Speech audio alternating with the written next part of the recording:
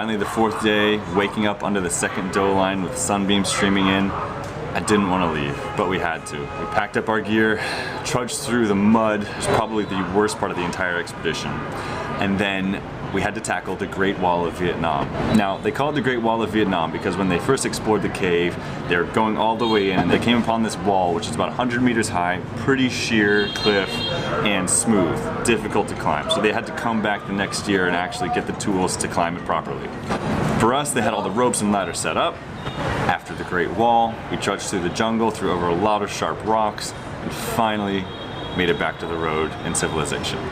All right, so starting the fourth day, third campsite. Again, the second doline behind me right there. Kind of sad to leave this place, honestly. But today we got what they call the Great Wall of Vietnam ahead of us, which is a long, high climb. Gotta use ropes and harnesses and all that to get to the top. And after that, we're out of the cave, into the jungle, and then onto our final stay of the night, which is at a homestay on a farm near the town. But for sure, this is without a doubt the most amazing campsite I've ever stayed in. So it gets my vote.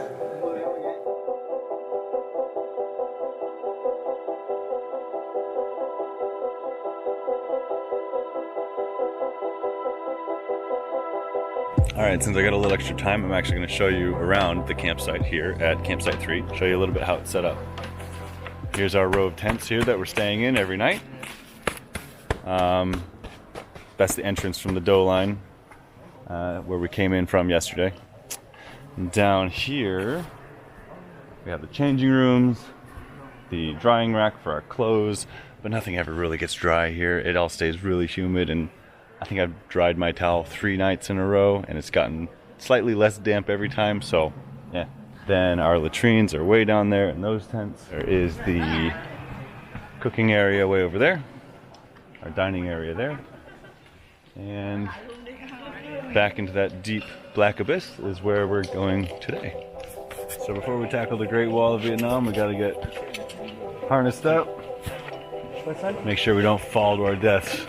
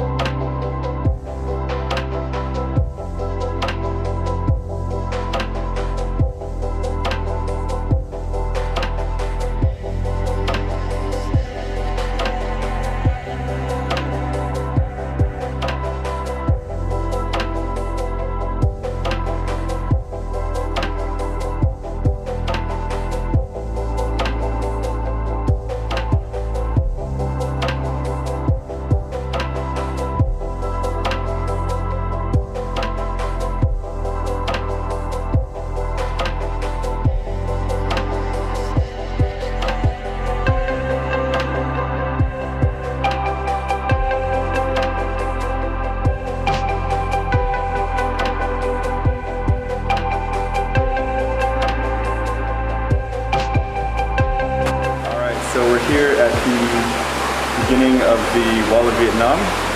First we have the ladder climb. What do you say, 13 meters I think is the first ladder climb, so I hope you're not afraid of heights. After that we have a rope climbing section, which I probably won't be able to film. And then I think a short traverse section, and then we reach the top.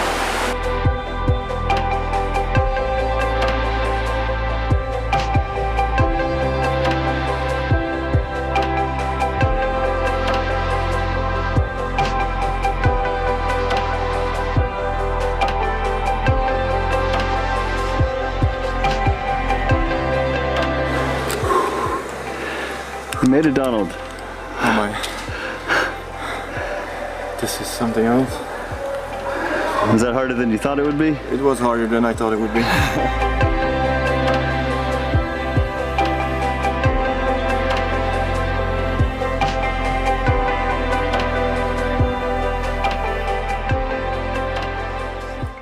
Alright, so we just climbed the Great Wall of Vietnam, which was shorter but more challenging than I expected.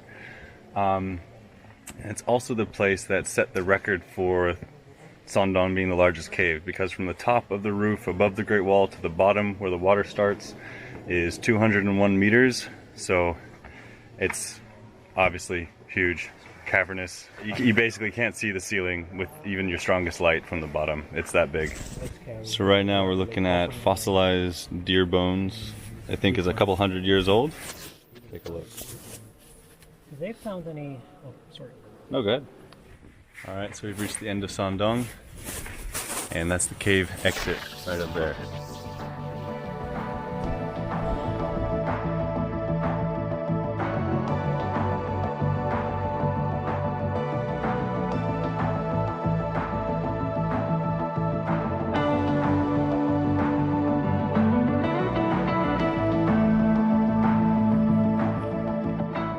And that's it.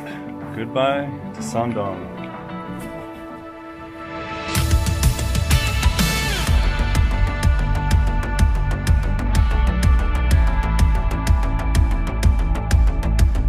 Okay, so we're on the last stretch to get to the road after leaving Son Doong, and it's definitely the most dangerous part so far because these are the kind of rocks we're having to walk over. Just sharp edges everywhere. Hey, we did it! Donald, Lebo. Cheers! Cheers! Cheers! The end of the road. Hey yo. Well, here we are at the end of the road.